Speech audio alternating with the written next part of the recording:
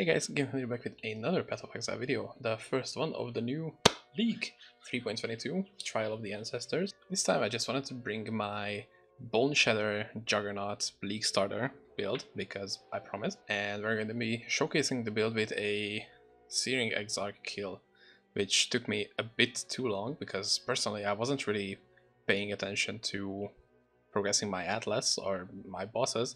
I was mostly caring about money. And I have like 4 or 5 divines worth of stuff. We'll talk about that later on, but right now just want to go over very quickly what I have. Maybe we'll go over a bit more in depth after I've actually got the kill.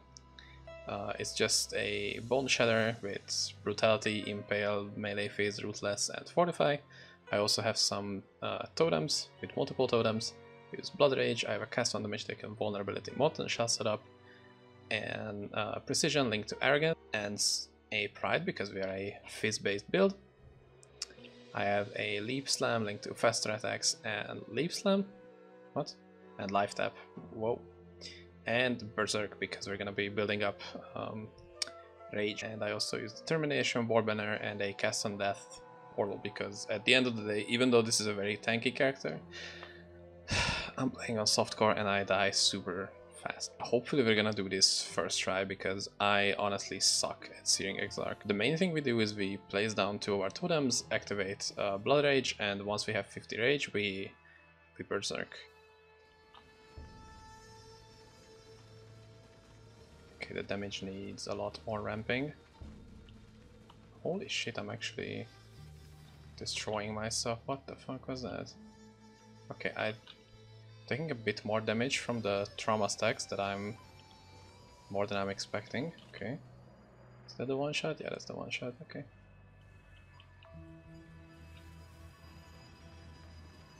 Okay, just tank that.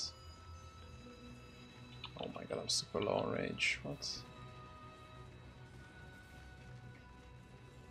I mean, he's at half HP, so we are doing great.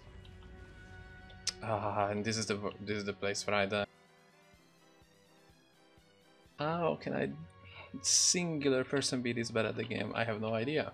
Okay, he's back.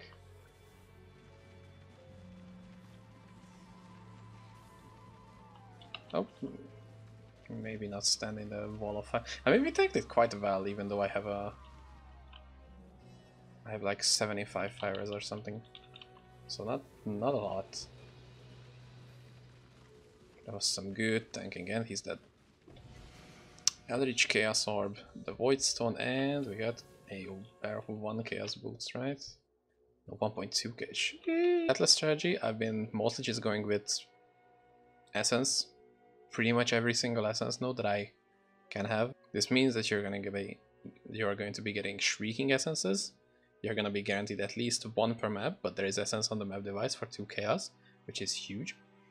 You're going to be getting Shrieking Essences, usually with multiple essences on them. That's like at least 30% chance or something, 30-40. And if the essence has at least 1 Shrieking Essence on it, the whole monster is going to be duplicated, so you're going to be getting double the essences. It's pretty good.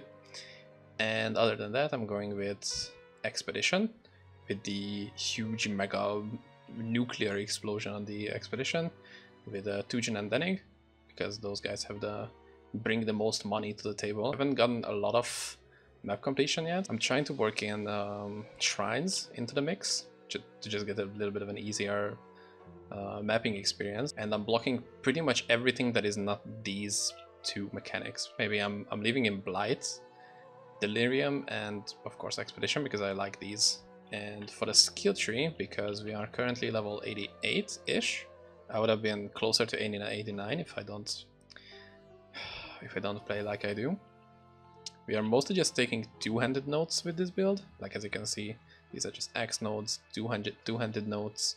This is stun nodes because one of the main mechanics with boneshatter is that if you stun an enemy, it will do a huge pulse that basically deals area damage.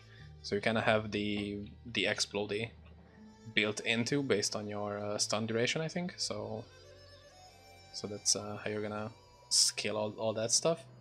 We get 1 pair of leech, which, you know, this should be enough. For the life leech, we just get some more Ellie res. We get these two accuracy nodes because it's important to take as much accuracy as we can because of precise technique. We get 40% more attack damage if accuracy is higher than max life, which right now it is. We have 5.4k accuracy, and that's 40% more damage.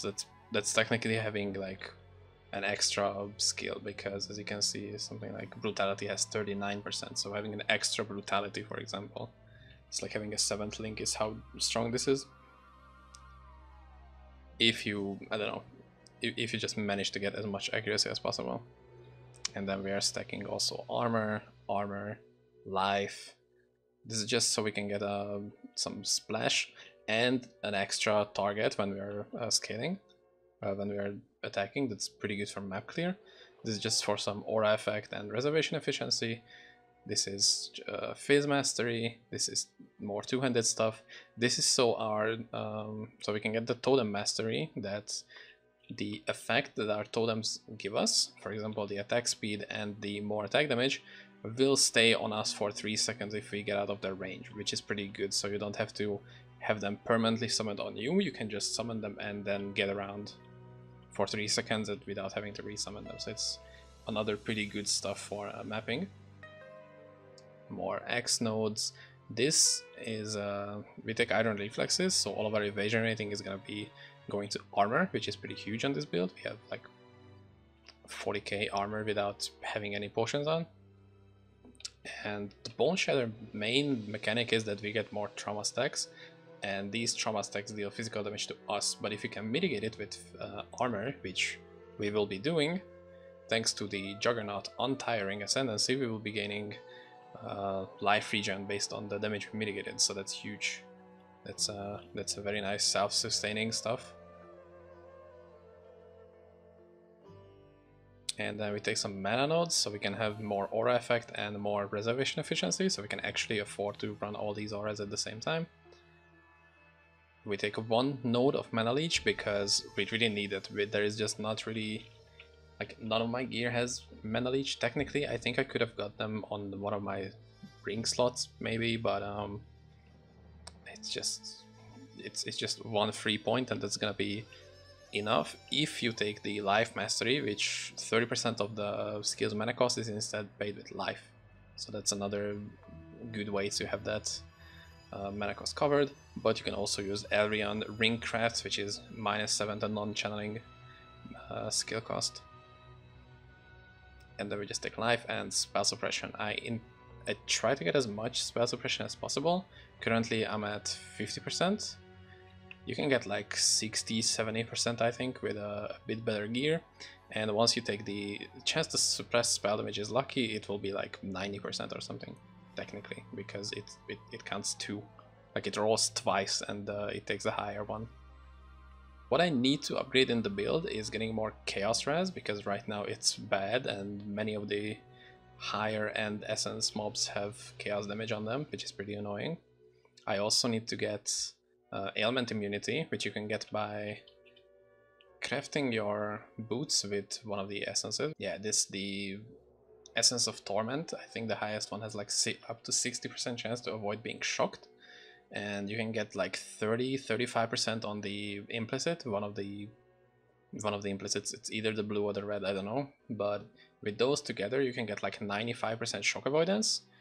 And if you take Storm Shroud, which is a jewel, which turns all your shock avoidance to, in general, elemental ailment avoidance, which is gonna be insane. You technically have freeze avoidance because of the unstoppable node, but you can still take shock avoidance, you can take ignite, you can avoid the extra ailments, which is kind of like the, I don't know, the alt version of these elemental ailments, which is like the sap, the scorched, and the brittle.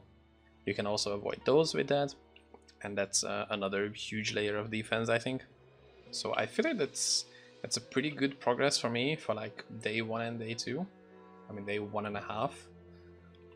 I try to get like 90 plus once I get a little bit more tanky, and I don't know, maybe I will find better ways to invest this like 5 divines into my build, because currently I'm not sure which way to go next, but I will probably figure it out. So yeah, thanks for watching, guys. It's It's been a pretty good league start, honestly. Even though leveling melee was ass until I actually did my lab. Like leveling with Sunder was like horrible. I really disliked it. But the end of the leveling was pretty good. So let me know what you think about this in the comment section down below, and until the next video guys, see you later, bye!